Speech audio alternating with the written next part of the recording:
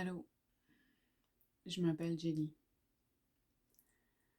Euh, c'est pas facile pour moi de prendre la parole devant une caméra, euh, d'exposer une partie de ma vie. Euh, mais je choisis de le faire aujourd'hui euh, parce que, entre autres, il y a ma mère qui a lancé une campagne de GoFundMe. Euh, si vous la cherchez, le titre, c'est ma fille Jenny a besoin de soins. Et en fait, voilà mon histoire. J'ai, c'est ma mère qui a lancé la campagne, mais je voulais un peu mettre un visage sur cette histoire-là, en fait, qui est la mienne.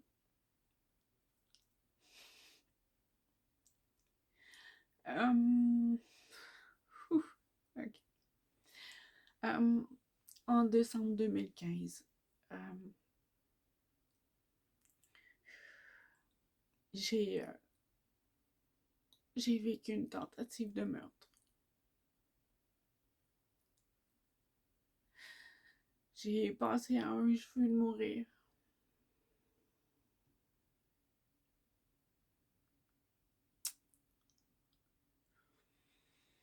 Et je suis encore là.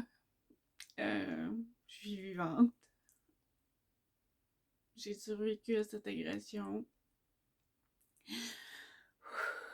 mais pas sans séquelles. Euh, Fait que ça a fait en sorte que,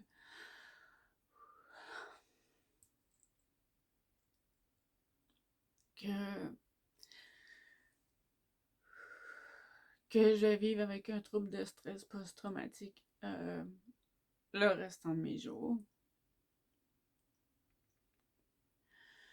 Que j'ai des limitations physiques aussi.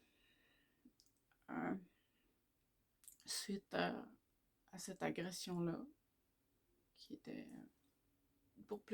en plus de détails, là, une, une tentative de meurtre par strangulation. Euh, et puis depuis, alors c'est sûr que les douleurs que moi qui sont reliées à cette agression-là, c'est la nuque, le cou, les épaules. Voilà.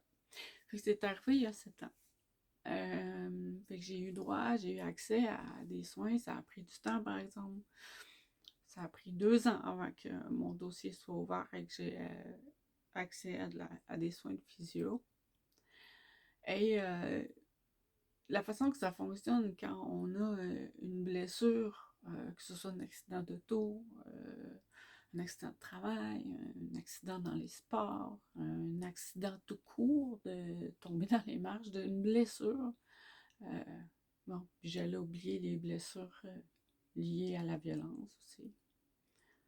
Euh, Quand on va se faire soigner, quand on a accès à des soins payés, euh, c'est très linéaire comme façon de voir que euh, de donner les soins puis le processus de guérison.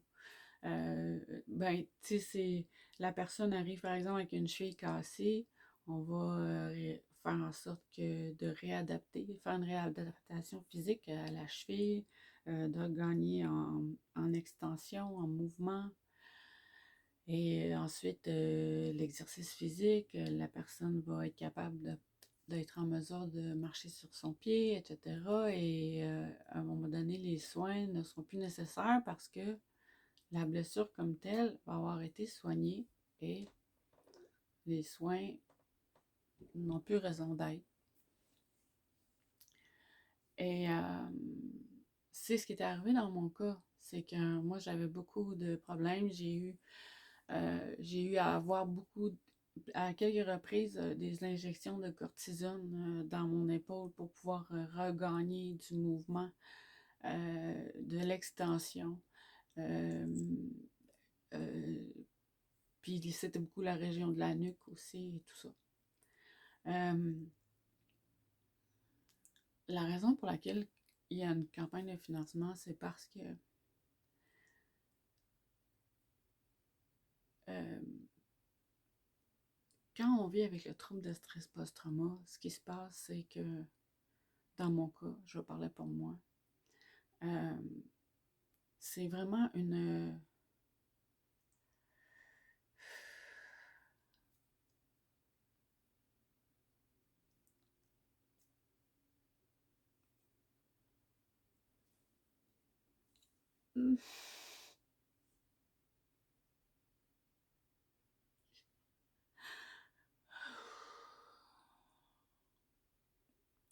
C'est...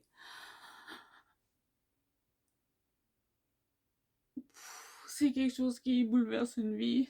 C'est quelque chose qui change une personne qui... je pourrais plus jamais revenir en arrière, là. Je suis plus la même personne depuis ce temps-là. J'ai... Quand on vit avec ça, je pense que le mot résilience, il fait partie de la vie à toutes les minutes, à toutes les secondes. C'est quelque chose qui peut être imprévisible dans le sens que il s'agit qu'il y a un déclencheur qui réactive le trouble de stress post-trauma, puis qui envoie une commande au cerveau de sécréter de l'adrénaline comme si on était dans une situation de danger.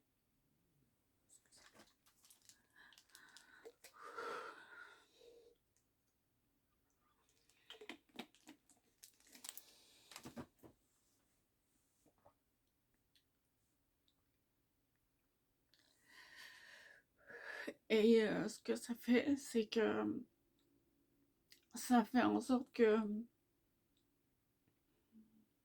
le déclencheur peut faire en sorte qu'on revit l'événement. Les premières années, moi, je revivais en image aussi euh, l'agression, mais je la revivais aussi dans mon corps.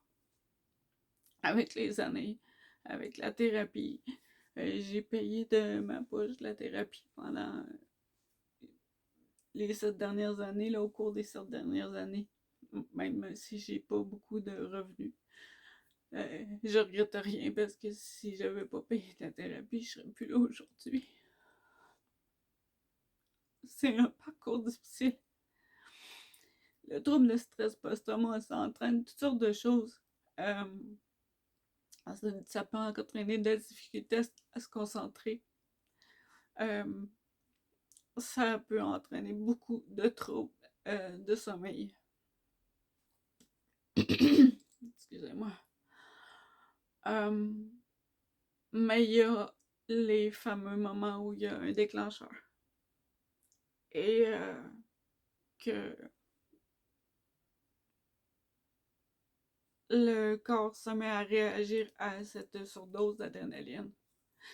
Dans mon cas, c'est comme si mon corps revivait la région qui a été blessée là, lors de l'agression. C'est comme si tout le haut de mon corps, ma nuque, mon cou se raidisse, euh, tout se contracte et puis ça c'est comme c'est pas des spasmes, c'est des tremblements, c'est comme recevoir une décharge électrique dans les muscles. Tout devient euh, hyper contracté. Euh,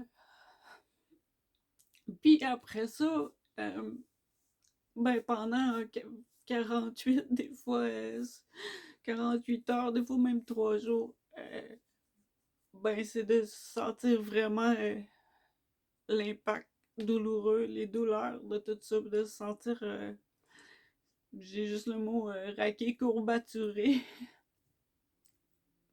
euh, Et, et c'est pour ça que je fais cette vidéo-là. C'est pour ça que la campagne du GoFundMe qui a été lancée par ma mère. Je voulais faire une vidéo courte, je suis désolée.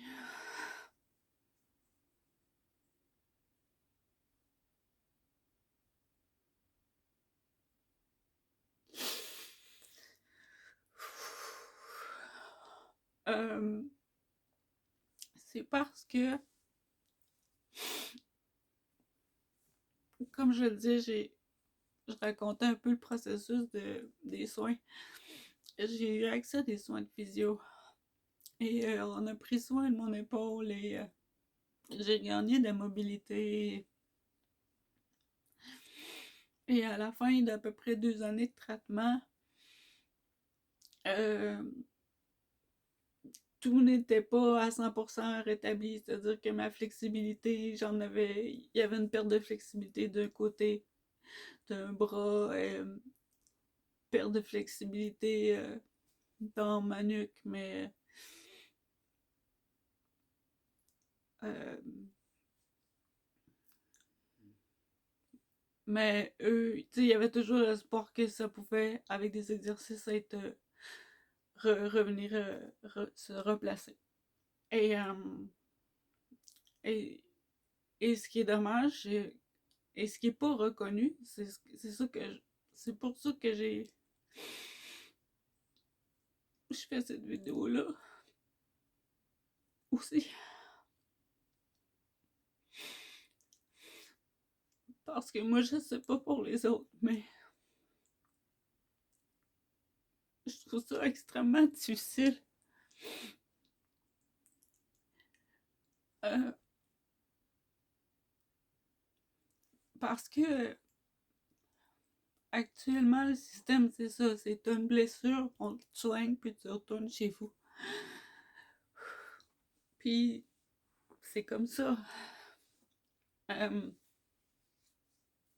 Malheureusement, comme je viens de l'expliquer, vivre avec le trouble de stress post-trauma, ça fait en sorte que ça réactive les douleurs musculaires, ça réactive les limitations physiques, ça réactive le problème euh, physique. Mais ça, c'est pas reconnu. Euh, c'est comme si au moment où tu vis une blessure, il y a les soins, tu as accès aux soins, la blessure a été prise en charge, c'est terminé. Sauf que quand on vit avec le trouble de stress post-trauma, comme je le racontais tantôt, c'est comme si ça se réactivait. C'est pas tous les jours, c'est pas tout le temps. Puis c'est jamais égal, il y a des bouts de ma vie où ça va super bien, puis il y en a d'autres où il y a plus de déclencheurs, il y a plus d'événements, il y a plus de trucs qui font en sorte que... Et c'est un peu pour ça aussi que j'ai choisi de faire cette vidéo-là, parce que les derniers mois ont été vraiment difficiles pour moi. Il y a eu beaucoup d'événements aussi qui sont venus faire des déclencheurs. Et ça a beaucoup réactivé aussi les douleurs physiques. Et, euh, et j'étais en train de... Cette année, j'étais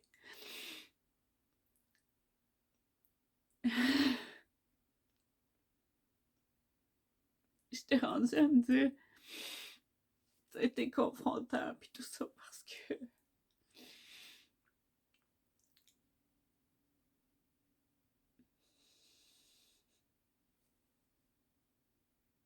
comme il y a eu de plus en plus d'épisodes avec des déclencheurs, etc.,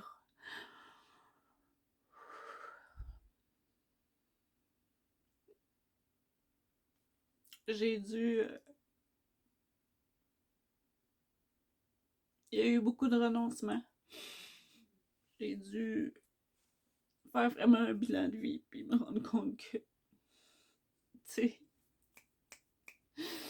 réveille, Jenny, réveille, là. ça se peut pas.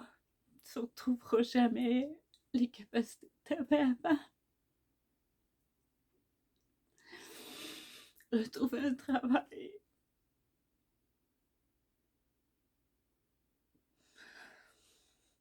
Retrouver un rythme de vie normal.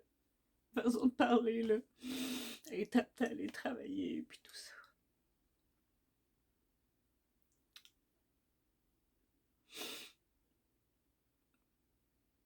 J'ai réalisé que c'était plus possible maintenant. Que les 7 dernières années, ça a été cette année à m'adapter, à adapter ma vie en fonction du trouble de stress post-traumatique.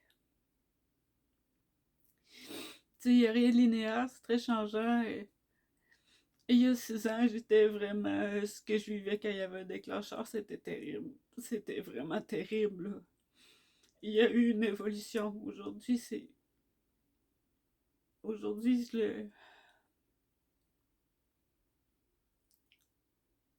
ça dépend, je veux dire, je gère mieux, si on peut dire ça comme ça. Mais ça va toujours dépendre des moments, des occasions, du style de déclencheur. Euh, les dernières semaines, j'ai vraiment revécu encore toute la grosse intensité physique de revivre, que mon corps revit l'agression. Et ça a été je ne vais pas utiliser d'anglicisme, là, fait que j'ai essayé de traduire ce que je voulais dire, mais l'espèce de cloche d'alarme, le signal d'alarme,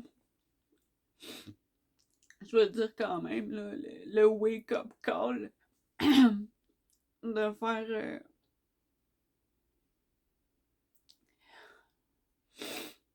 t'es rendu là, Jenny, tu as besoin d'aide, tu as besoin de soins physiques, tu peux plus penser que tu vas y arriver tout seul, là,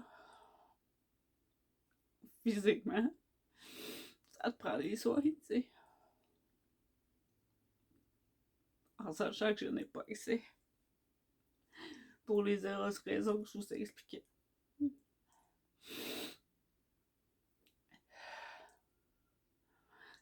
Puis, cette année, ben, j'avais, comme je vous disais, là, c'est cette année où j'ai adapté ma vie à chaque fois en fonction de où était dans l'évolution du trouble de stress post-traumatique. Puis on est toujours en train de se dire, ben, je vais y arriver, ça va disparaître. Oui, c'est moins intense. Oui, c'est plus facile à vivre. Oui, on s'adapte. Oui, il y a le fait aussi que les gens autour de nous sont plus au courant de ce qui se passe. Fait que tout devient plus... euh, ça se diminue en intensité, puis il y a une évolution qui se fait. Euh, mais cette année, je, je pensais que j'étais enfin sortie de tout ça.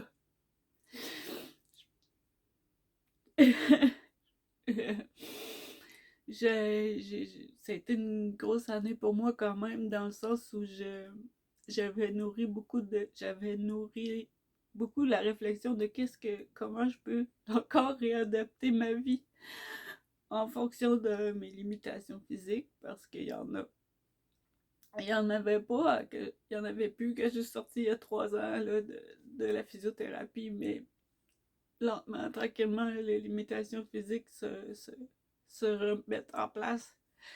Et juste une parenthèse, euh, ben c'est ça, mes limitations physiques, je suis beaucoup dans les douleurs actuellement, mais je suis aussi consciente, et c'est là que il y a eu l'espèce de sentiment d'urgence quand je parle qu'il y a une cloche qui a sonné. Euh, c'est euh, euh, que même si je trouvais ça difficile de raconter mon histoire, là, j'avais plus tellement le choix. Parce que Parce que c'est ça, j'ai vraiment... Je suis rendue là, j'ai besoin d'aide financière pour pouvoir m'occuper de moi, que ce soit les soins physiques. Il y a des choses que j'ai essayé, des trucs thérapeutiques aussi que j'ai essayé. Que qui, euh, qui ce soit de la thérapie pour tout le côté du trouble de stress post-traumatique, puis aussi pour le côté physique. Euh, Fait que ça fait 7 ans que je travaille fort. J'ai fait des retours, des tentatives de retour aux études. Je dis tentative, mais j'ai quand même réussi à terminer quelques sessions, mais c'était toujours été extrêmement difficile à chaque fois. Justement, pour toutes les contraintes que ça amène de vivre avec le trouble de stress post-trauma, ça amenait beaucoup, beaucoup, beaucoup d'obstacles dans... ça amène beaucoup, beaucoup de défis. De cesse même que dans les tâches quotidiennes de la vie. Puis là, je fais un petit peu du coq à l'âne. J'espère que ça va être facile à suivre, là. Parce que... Mais je disais que cette année, j'avais beaucoup réfléchi parce que je me rendais compte que euh,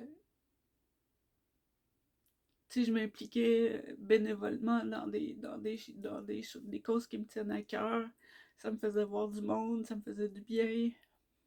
Euh,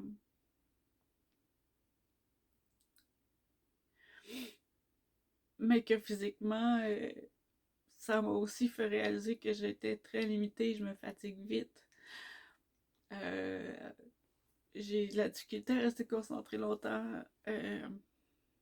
Puis toutes sortes de choses comme ça, tous les troubles du sommeil. Puis je pensais au reste de ma vie, à mon avenir, dans tout mon processus de guérison que j'ai pu faire. Je considérais que là, euh, je peux continuer à avancer dans les pas que je fais. Fait que j'ai choisi de commencer à faire du travail manuel, de lancer ma petite compagnie de création artisanale. Parce que ça, peu importe si je dors ou pas la nuit, si après 1 heure je suis fatiguée, si j'ai besoin de faire une sieste après une demi-heure euh, ben je peux y aller vraiment à mon rythme puisque je fais ça à la maison. Puis fait que pour moi, cette année, c'est comme si toutes les choses se plaçaient. Je trouvais enfin une façon de me réaliser malgré mes limitations physiques et mon trouble de stress post-trauma et en composant avec mes limitations et mon trouble de stress post-traumatique et le travail manuel me fait du bien aussi par rapport au trouble de stress post-trauma.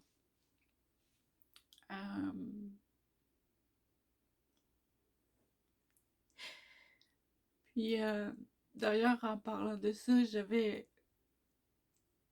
et comme je l'expliquais, les dernières semaines, les derniers mois, ça a été assez particulièrement difficile parce que, bon, en plus, je me croyais vraiment un peu plus sortie d'affaires dans l'évolution. Et ça m'a rattrapé. Beaucoup de déclencheurs, beaucoup de douleurs physiques qui ont fait surface et tout ça. Et, euh, et j'ai voulu créer ça. Je sais pas si on va voir. Je sais pas si on voit bien. En arrière, c'est une plaquette. C'est une plaquette en bambou. Puis, j'ai voulu, on le voit peut-être la texture, là. C'est comme une surface qui est pas lisse, qui est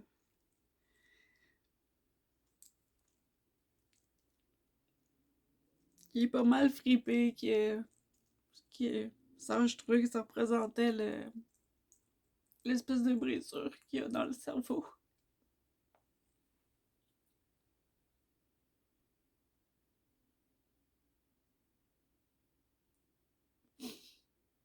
Quand on vit avec le stress post-traumatique. Puis c'est la couleur officielle, ça s'appelle Sarcelle, la couleur du trouble de stress post-traumatique. Puis ce que je voulais nommer dans une courte vidéo, mais qui finalement, je suis désolée.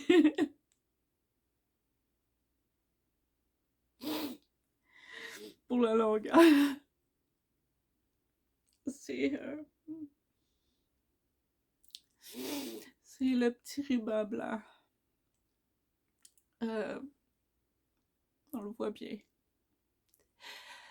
Le petit ruban blanc qui représente la violence conjugale. Parce que c'est ça que je trouve triste.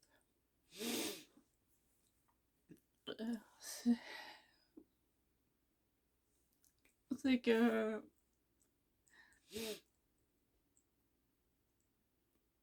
le trouble de stress post-traumatique est pas reconnu. Si c'était reconnu, j'aurais accès à des soins. Justement pour toutes les raisons que je vous ai expliquées tout à l'heure. Parce que ça réactive tous les trucs physiques liés à l'agression. Je trouve ça dommage que ce soit pas reconnu pour un paquet de femmes puis un paquet d'hommes. Parce qu'il y a des hommes qui vivent la violence conjugale. Fait que c'est le petit ruban blanc de la violence conjugale que j'ai voulu combiner avec le trouble de stress post-traumatique parce que quand j'ai fait des recherches pour les rubans, j'ai vu beaucoup de rubans pour ceux qui ont été soldats, pour qui j'ai énormément de respect pour leur sacrifice.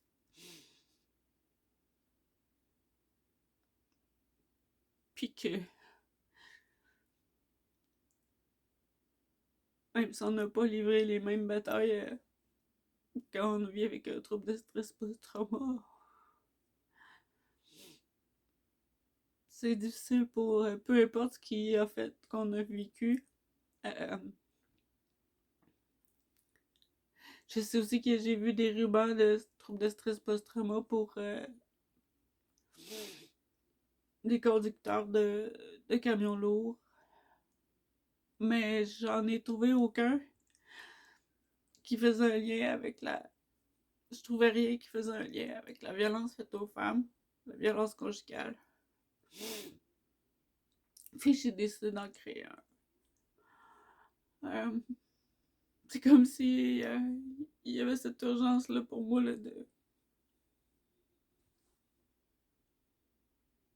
de dire, puis d'affirmer. Puis cette plaque-là est réversible, tu sais. Ça, c'est le côté du bambou. Puis ce que ça représente, c'est que mais dans la vie de tous les jours, là,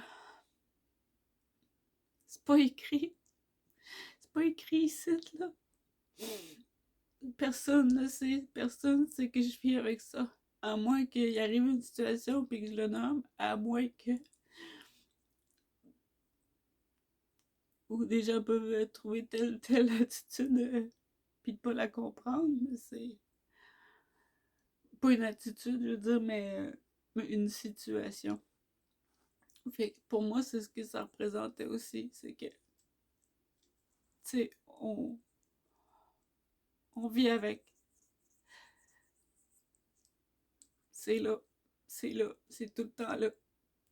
Ça reste. Ça va rester à vie. puis je vais devoir composer avec ça tout le reste de ma vie.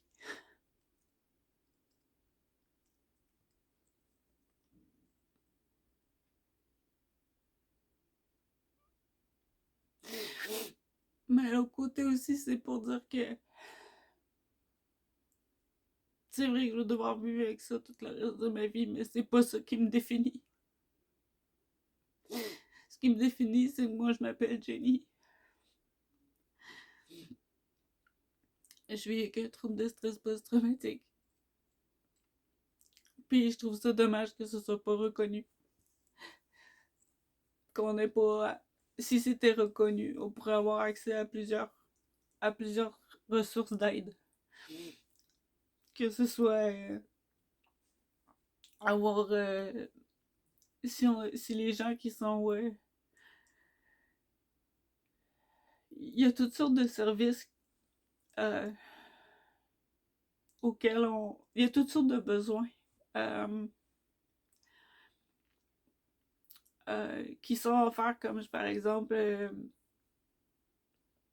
Moi, ce qui m'a vraiment marqué,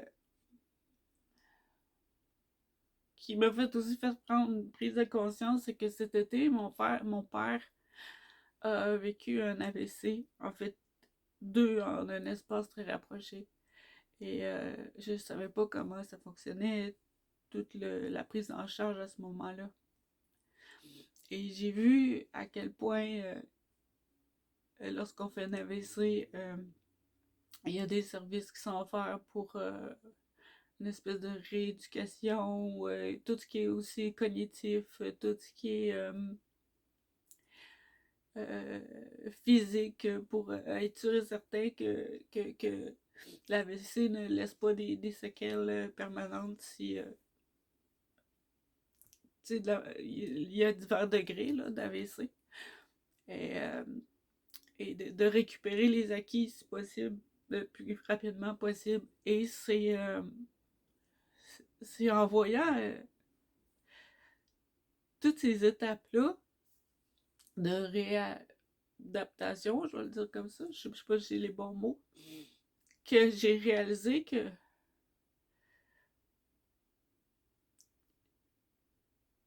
mais Colin,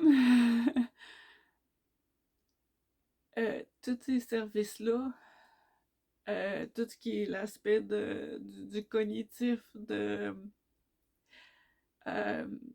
on me l'a expliqué beaucoup. Là, je l'ai pas en tête, j'ai même une fiche sur mon frigidaire qui explique les trois régions du cerveau.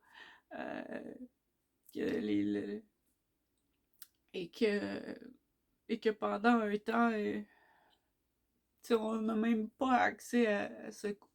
J'ai été longtemps à ne pas avoir accès à toutes mes capacités cognitives. Et c'est là où je reviens au fait que le trouble de stress post-trauma n'est pas reconnu pour ce qu'il est vraiment, ou en tout cas, je pense que c'est tellement méconnu que c'est ça, il y a tout ça, là, il y a, euh, euh, c'est que quand ça arrive, c'est d'avoir accès à pouvoir. Moi, je l'ai fait par défaut sans m'en rendre compte. Je me suis réinscrit au cégep. Mais j'ai vu là, à quel point c'était difficile de juste lire un texte, rendre un travail, etc. Euh, c'est comme si, ben, depuis 7 ans, ben, par moi-même, j'ai fait cette rééducation-là ou cette réadaptation-là et j'ai l'impression que j'ai accès à nouveau à mes capacités cognitives à peu près depuis, j'évaluerais depuis vraiment 1 an ou 1 an et demi là, que je suis plus capable de me concentrer. Puis de retrouver ma façon de réfléchir, d'organiser mes idées, puis tout ça. Euh, Puis c'est dommage, parce que si j'avais pu avoir de l'aide dès le début, euh, j'aurais peut-être vraiment remonté vraiment rapidement à ce niveau-là. Euh, Bref,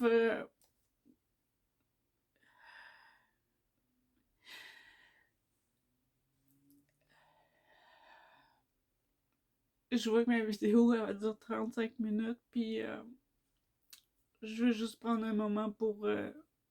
j'ai peut-être pas fini de dire ce que je voulais dire, mais je veux juste prendre un temps pour vous remercier. Euh, Puis je regarde jamais à la bonne place, là. Je regarde l'écran, mais au lieu de regarder le petit espace caméra, je suis désolée. Je suis pas une pro, là. Je me s'arrange avec les moyens du bord. Mais je veux vous remercier euh, de prendre le temps de m'écouter. Euh,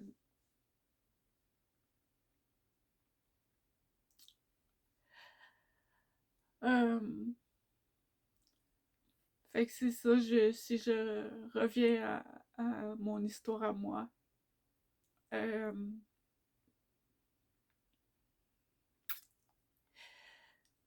j'ai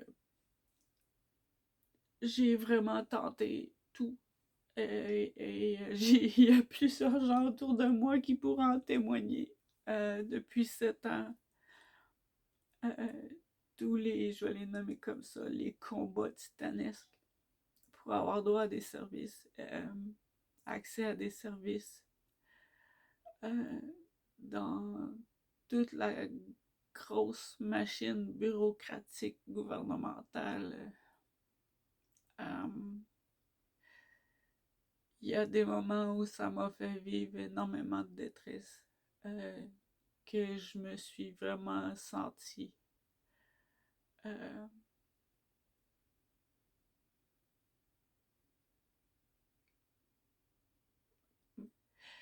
et il y a tellement de qualificatifs, je sais pas lesquels dire.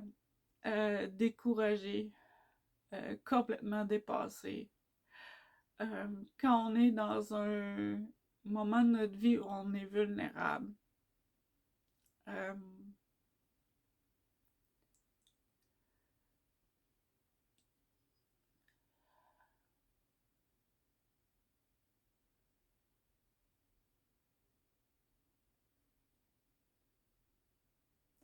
c'est vraiment difficile de se battre. Parce que c'est vraiment ça, c'est une bataille constante avec, avec les fonctionnaires, avec tous les formulaires à remplir, avec toutes les... Bon, si c'était juste ça, ça va. C'est la procédure, ça va. Mais,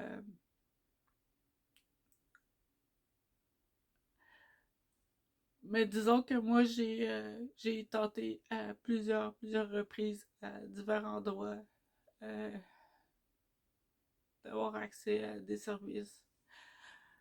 Euh,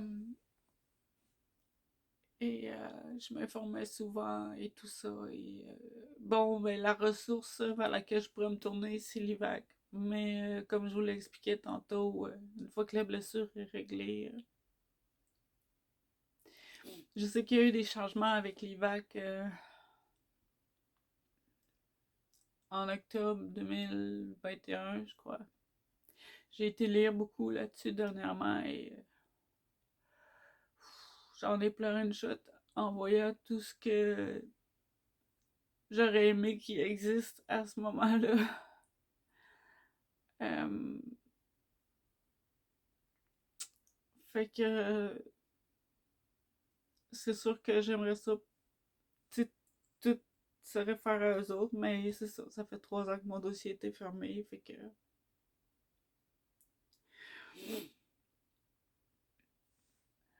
Ben fermé, je sais pas, là, mais que... C'est ça. Je,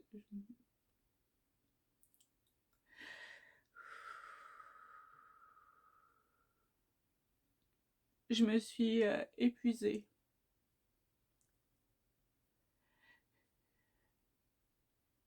à travers les 7 années où j'ai dû composer avec toutes sortes de choses, que ce soit le système judiciaire, que ce soit avoir accès à des soins physiques, me débrouiller toute seule pour... parce que finalement, j'avais demandé si je pouvais avoir des soins, de l'aide à domicile, que j'ai jamais eu finalement à ce moment-là. Euh, Fait que ça fait vivre toutes sortes de choses. Ça fait... Je me sentais vraiment euh, laissée à moi-même. Vraiment. Euh, comme quelqu'un qui est en train de se noyer, puis qui crie au secours, là, tu sais, puis la ressource, c'est l'hiver, puis ils répondent pas, il n'y a pas de nouvelles, il y a rien, J'ai appelé à la CAVAC, je leur demandais est-ce que c'est normal. On m'a dit que ça allait prendre un mois avant qu'ils ouvrent mon dossier. Puis là, elle a dit non, on comprend pas. On comprend pas pourquoi il y a autant de retard. Mais moi, ça n'a pas pris un mois, ça a pris 1 an et 1 mois avant que je reçoive le premier appel.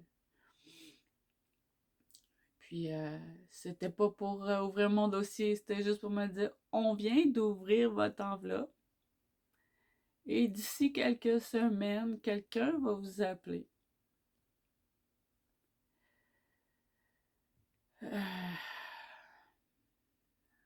Fait que ça. Je veux pas compter des menteries, là, mais en gros, là, j'avais évalué qu'entre l'événement et le moment où j'ai pu mettre le pied dans une clinique de physiothérapie, c'était écoulé 2 ans. 2 ans sans avoir de soins, sans avoir d'aide. Les gens de la CAVAC, il faut faire la différence entre les deux, c'est des intervenants et des intervenantes de terrain qui sont vraiment là pour aider, disons, le côté, vraiment le soutien, le côté humain. Euh, Puis moi, chapeau. Le travail qu'ils font, c'est merveilleux. C'est vraiment deux. Faut distinguer les deux, là. Faut que je le dise pour que les gens le sachent, là, pour ceux qui connaissent pas ça. La CAVAC, c'est vraiment les gens que. Par exemple, je vous donne une idée. J'ai porté plainte le matin où je dois passer en cours. Euh, une jeune femme de l'IVAC m'attendait pour m'accueillir, pour m'expliquer, parce que pour m'expliquer comment ça allait se dérouler, etc., etc. Et, euh, et juste ça, c'est extrêmement important le travail qu'ils font. Puis vraiment, je vous dis chapeau, là, les gens de la CAVAC. Puis je sais que vous êtes comme n'importe quel organisme, toujours en manque de ressources, puis avec des listes d'attente ou des trucs comme ça. Je sais pas si c'est le cas dans ma région, là, mais chapeau.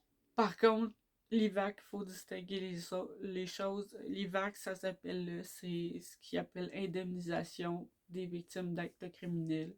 C'est vraiment plus une institution qui dédommage ou qui paie les frais liés à une agression, comme payer les frais de physiothérapie, etc. Et ça, c'est vraiment autre chose. Ça fait que moi, j'ai eu beaucoup d'enjeux, de difficultés dans les 7 années. Tout le processus judiciaire, tout le processus, disons, bureaucratique. Euh, et il y a plein d'enjeux. Puis je pense que chaque personne qui vit avec ça peut. Tu sais, il y a tellement de trucs que j'ai vécu euh, en lien avec le trouble de stress post-trauma. Quand je dis qu'on adapte notre vie en fonction de ça, c'est vraiment ça. Et puis, il vient la limite où là, il n'y a plus la capacité de s'adapter. C'est-à-dire que moi, je voudrais bien aller mieux avec mon dos, je voudrais bien. Mais là, j'ai besoin de soutien. J'ai besoin de soutien physique. J'ai besoin. J'ai besoin de soins physiques. J'ai besoin de soutien aussi thérapeutique. J'ai besoin de soutien psychologique, des groupes d'entraide, des groupes de partage, euh, euh, puis c'est pas qu'avoir des soins, mon but, c'est de retrouver une autonomie. C'est de, oui, soigner ce qui est ce qui s'est accumulé depuis 3 ans, là, puis qui fait que là, c'est plus juste la nuque et le haut des épaules, c'est tout le dos grand complet qui écope depuis 3 ans, tout le temps, puis qui accumule. Euh, j'ai réussi à me payer quelques soins dernièrement, dans les derniers mois, et c'est là que j'ai réalisé, là, quand la personne elle touche là, le long de ta colonne, puis ça m'a permis d'avoir aussi une espèce de, je dirais pas un diagnostic, là, mais une idée de ce qui était l'état de mon dos. Parce qu'à un moment donné, on est tellement tout pogné qu'on se sent même plus là, qu'on est pogné, même si j'étais dans les douleurs. Et, c'est là que j'ai réalisé à quel point toute l'accumulation s'était fait.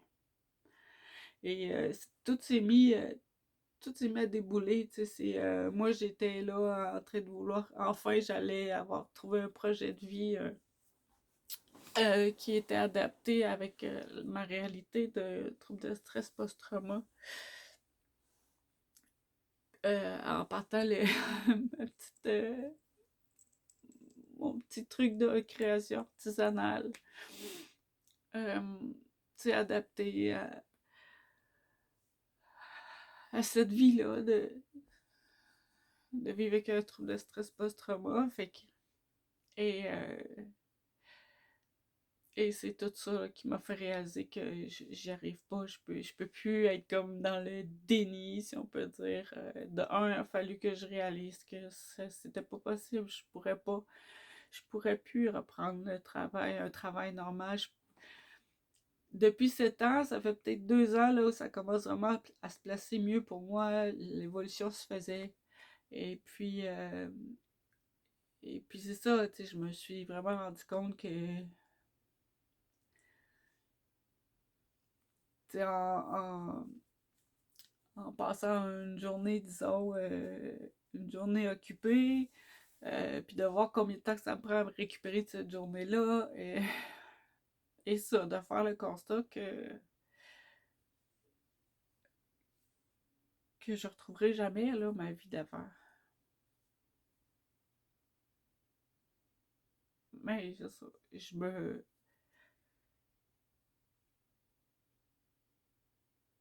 puis à quelque part, c'est correct, là, je suis correct avec l'idée d'adapter ma vie, de faire des trucs artisanaux, puis de les mettre en vente, puis... mais là où ça fonctionne plus du tout,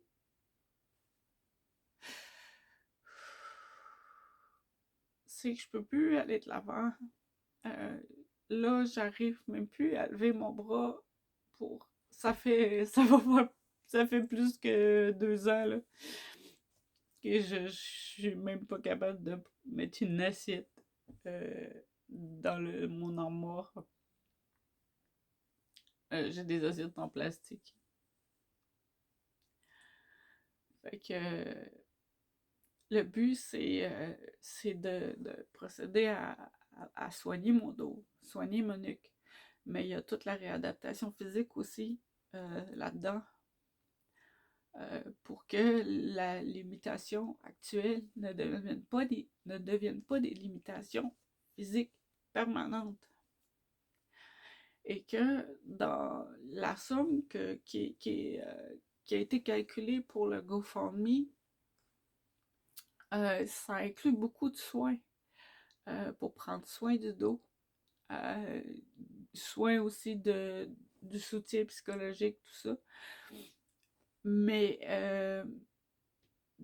il y a pas juste que les soins, il y a beaucoup dans la réadaptation, l'exercice, refaire toute la musculature des micro-muscles qu'ils appellent. Parce que quand les micro-muscles ne sont pas complètement je sais pas moi, réadapter les autres muscles, les gros muscles qu'on pense, c'est ce qu'on m'avait expliqué, je me trompe peut-être dans la façon de le dire. Euh, et le but, c'est euh, d'être en mesure de développer des moyens ensuite pour que d'une façon à long terme, cette année, c'est ça, c'est pour ça, cette collecte de fonds-là que ma mère organise, c'est pour que je puisse vraiment prendre,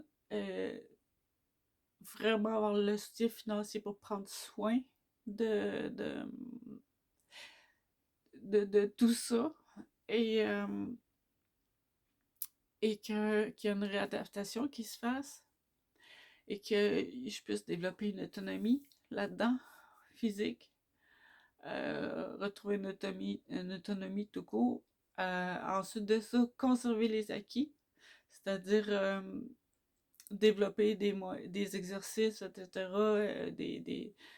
euh, pour que la suite, ou en tout cas du moins, euh, que je puisse composer avec, d'avoir déjà des soins pour le dos, de remettre en état mon dos, et ensuite faire la réadaptation, maintenir les acquis, puis au moins me sortir du danger qu'il y a actuellement, là. Et c'est ça qui a créé un sentiment d'urgence de faire cette vidéo-là, que ma mère a fait, lancer cette campagne-là.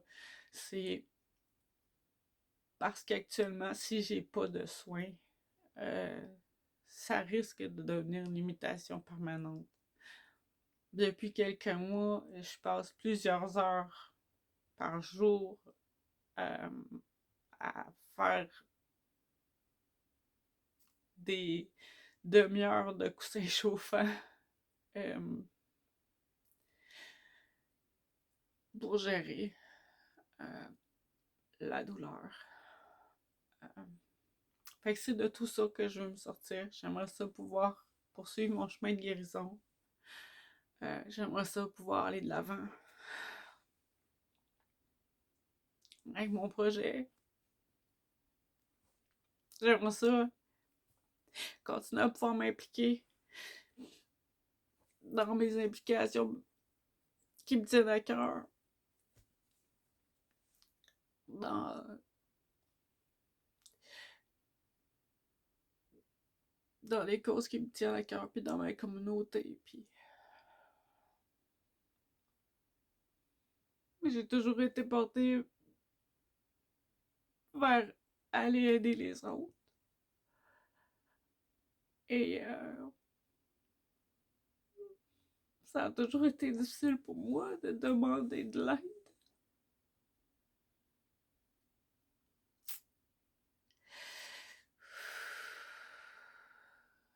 Euh,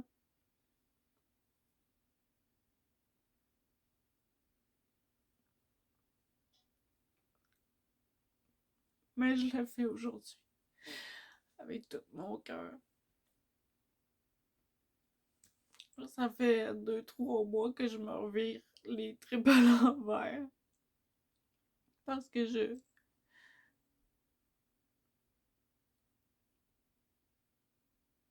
j'essayais de réfléchir à comment je pouvais raconter mon histoire sans trop me perdre dedans parce qu'il y a tellement de choses.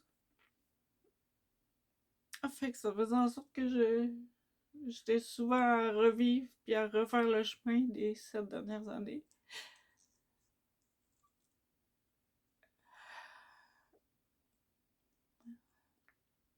Et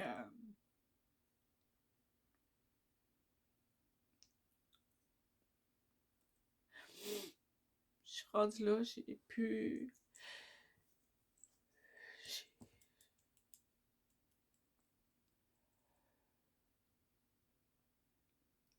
Quand l'idée du GoFundMe a été proposée, on s'est tout de suite dit il y a tellement de gens qui font ça, puis que c'est de la fraude, ou on sait pas à qui qu'on donne de l'argent, et que, ben, c'est ça. J'ai vite compris que je devais mettre un visage sur cette campagne de financement-là,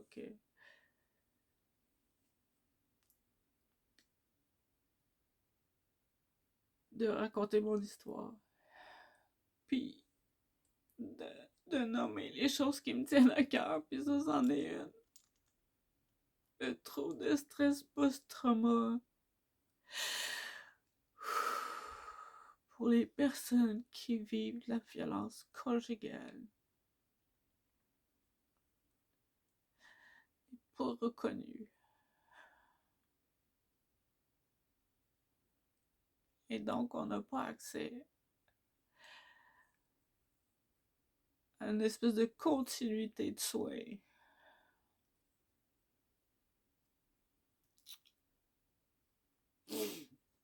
Puis je dirais même, pour ce qui est du... Là, je parlais de continuité de soins physiques, mais pour ce qui est de l'aide en lien avec vivre avec le trouble de stress post-traumatique, c'est que c'est beaucoup, c'est très méconnu. Moi, je prends une médication qui a été inventée suite à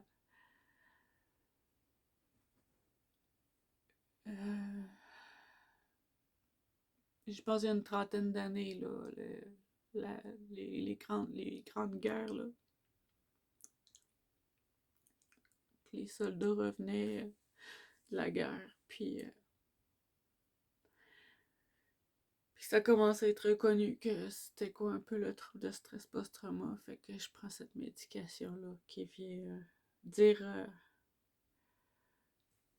assez d'expliquer dans mes mots, mais qui, quand il y a un déclencheur,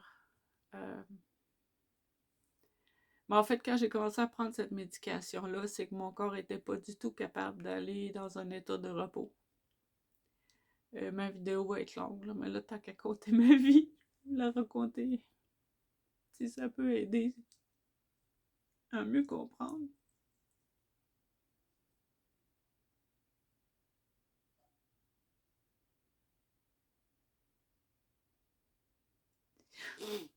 J'ai été, heureusement, j'ai un motadine de bon psychiatre qui m'explique les choses.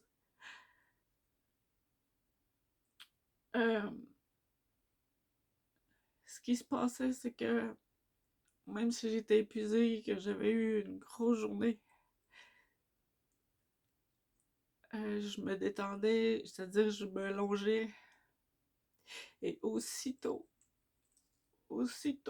que le corps, l'esprit, l'espèce d'étape là, pour tomber dans l'état de sommeil, euh, mon corps, lui, il réagissait en non, non, tu peux pas dormir. Laisser l'état de survie, là, c'est le cerveau, il est en état de survie, ça marche plus. Il n'y a plus rien qui marche, le cerveau, il décode tout croche. Il y a une brisure qui se fait, c'est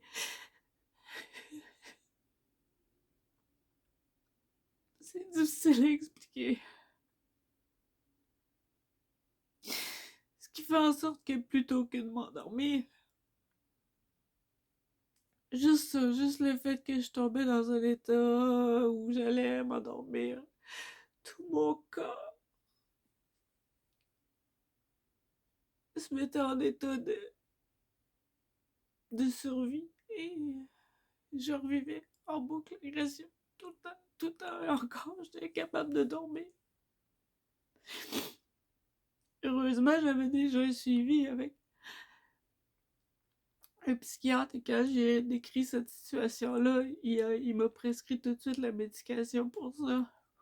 Fait qu'après des semaines ou quelques mois, je me souviens plus trop.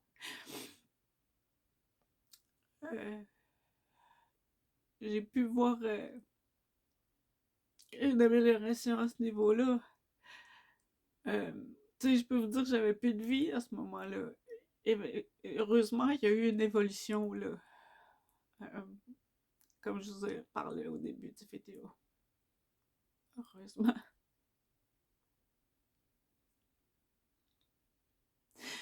Mais c'est très... je cherche le mot, là. C'est déboussolant. C'est vraiment déboussolant. On perd complètement les repères. c'est quelque chose, là. Euh,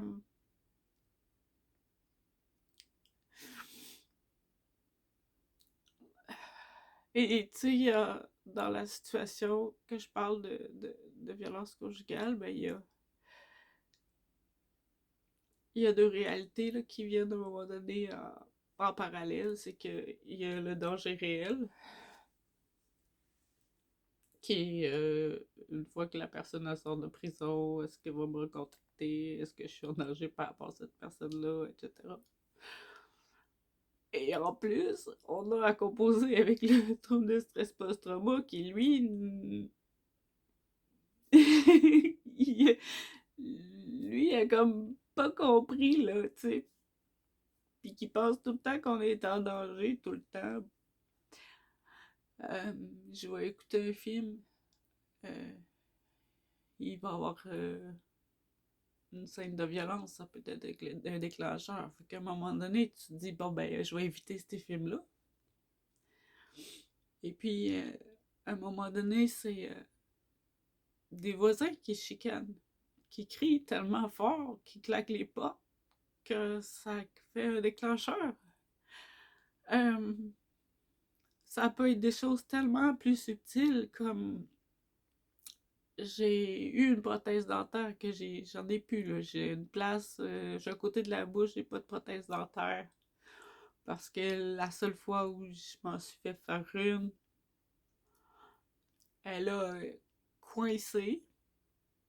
Euh, et ce que m'expliquait le psychiatre, c'est que parce que là, ça a déclenché mon trouble de stress post-trauma. J'étais comme ça, je revivais mon agression. Puis j'avais la prothèse en me disant, voyons, que toi, essaye de t'enlever ça de là. Si tu l'enlèves, tu vas avoir moins mal, puis etc. Mais un coup que la commande est envoyée, puis que le jet d'adrénaline est envoyé, il n'y a plus rien à faire, là, tu sais. Puis ça vient vite. Des fois, je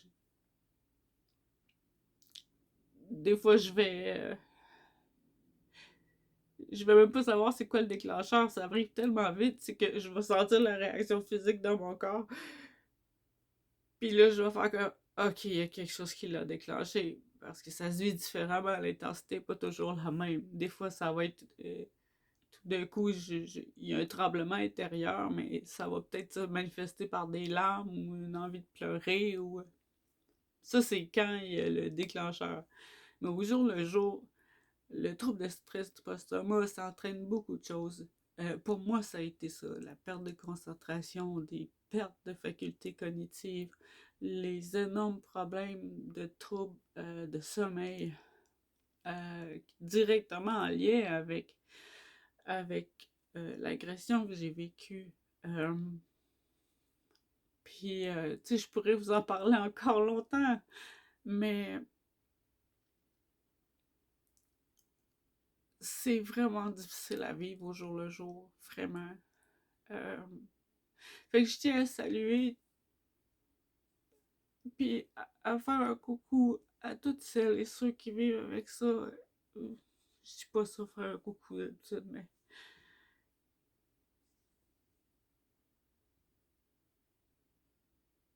je veux dire, genre,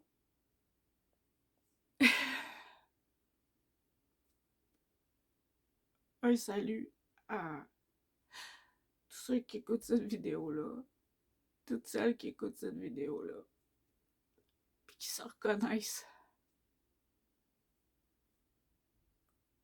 Je veux juste te dire que je suis empathique avec ce que tu vis.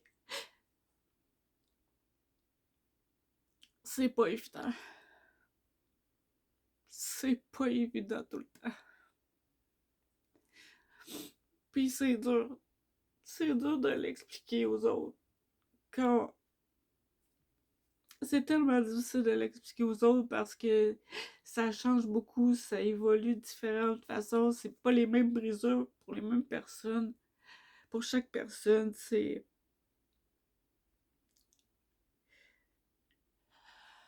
Mais ce qui est sûr, c'est que je pense, c'est qu'à partir du moment que ça fait partie de notre vie. Puis je voudrais souligner, là, ça fait partie de notre vie, mais ça ne nous définit pas.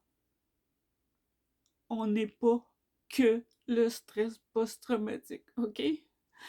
Moi, je ne suis pas que le stress post-traumatique. Je ne suis pas que la victime de celui qui a essayé de me tuer. Je suis Jenny et je vis avec un trouble de stress post-traumatique.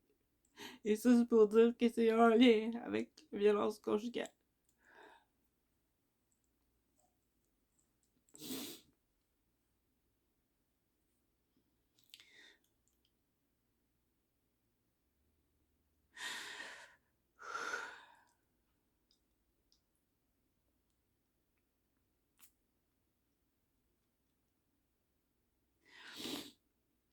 J'essaie de faire le tour pour savoir si j'avais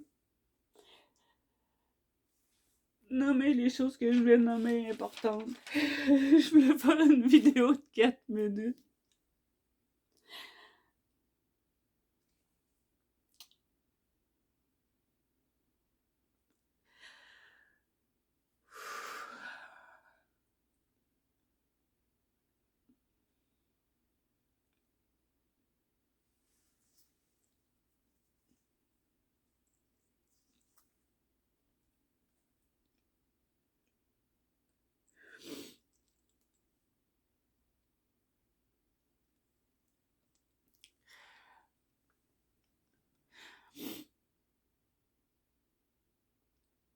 Ce serait le fun que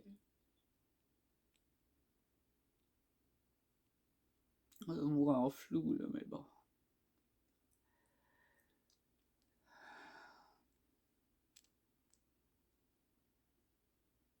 Il y a un zoom qui se fait pas quelque part, ben qu'est-ce que tu veux. Mais ça serait le fun.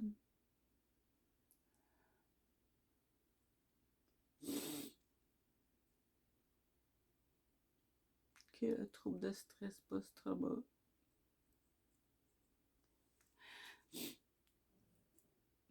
soit reconnu. Que les victimes de tentatives de meurtre, ou en tout cas, que les victimes qui... Bref, ce qui déclenche le trouble de stress post-trauma, ce qui est... La définition, c'est soit d'avoir vu... En fait, c'est... Moi, ma définition, c'est à la limite de ce que le cerveau humain est capable d'endurer, là.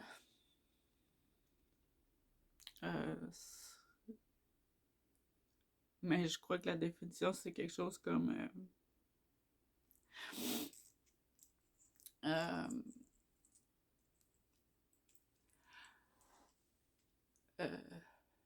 d'avoir vu des gens perdre la vie devant nous ou avoir presque perdu la vie. Avoir osé de mourir, là. Tout ce qui est d'avoir un contact très proche avec la mort, finalement.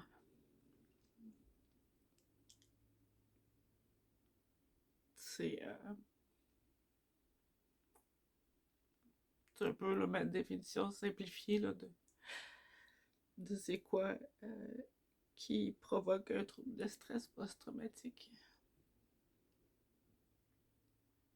Fait qu'il n'y en a pas des millions là, au Québec. Là. Il y en a quand même plusieurs. C'est important qu'on en prenne soin. Ça, c'est le message que je voulais livrer.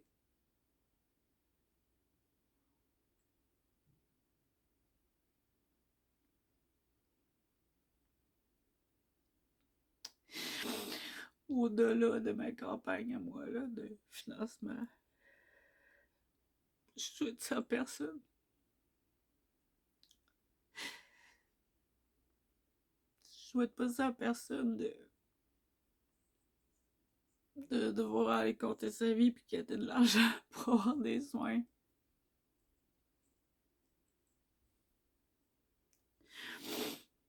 Puis je souhaite pas à personne là, tout ce qui a pu être vraiment, tous les enjeux que j'ai pu vivre, moi, dans tout le système bureaucratique, même judiciaire.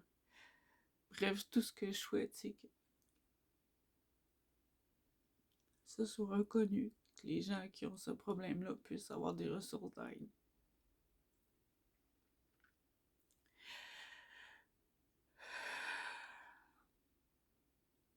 Fait que voilà, je vous remercie énormément. Puis,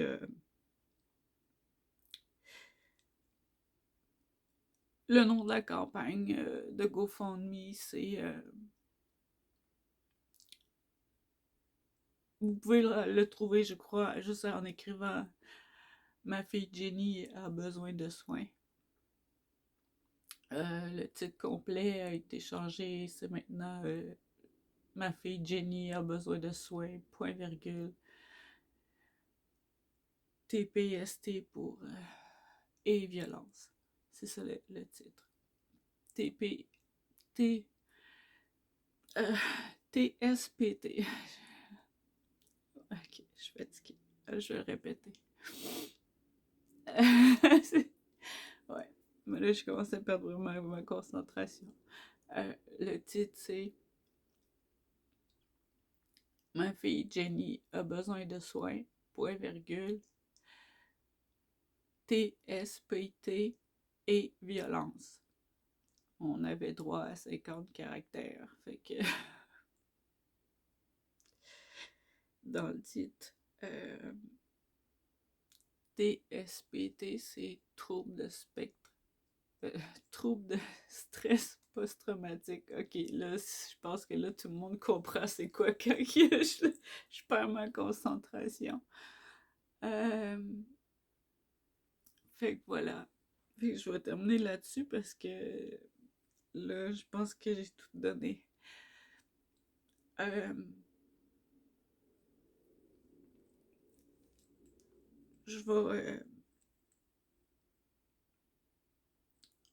remettre mon petit collier.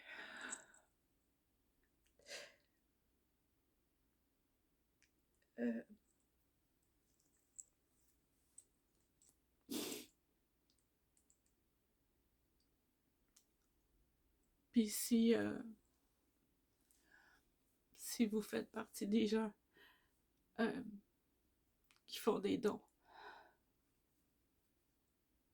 qui choisissent de m'aider dans ma démarche, dans ce chemin de guérison-là pour moi qui est de retrouver une autonomie et que ça passe par avoir accès à des soins physiques.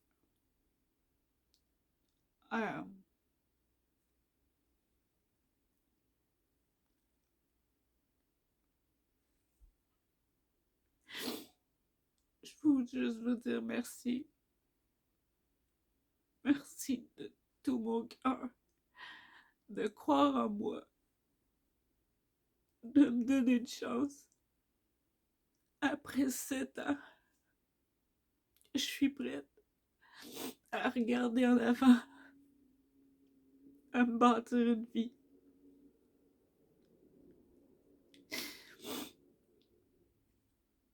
Puis je vous remercie parce que vous allez faire partie de la solution de cette réussite-là.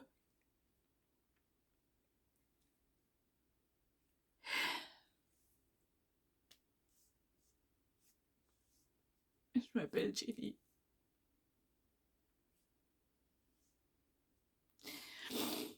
Je vis avec un trouble de stress post-traumatique.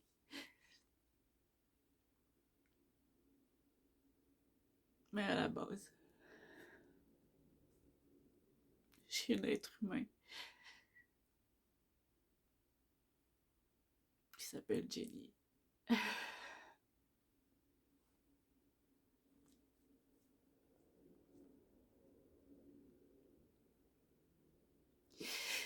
Merci. Merci. Merci pour votre écoute.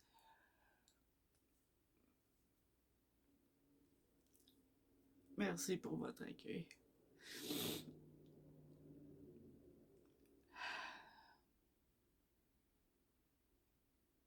Je vous souhaite le meilleur de ce que la vie a à offrir.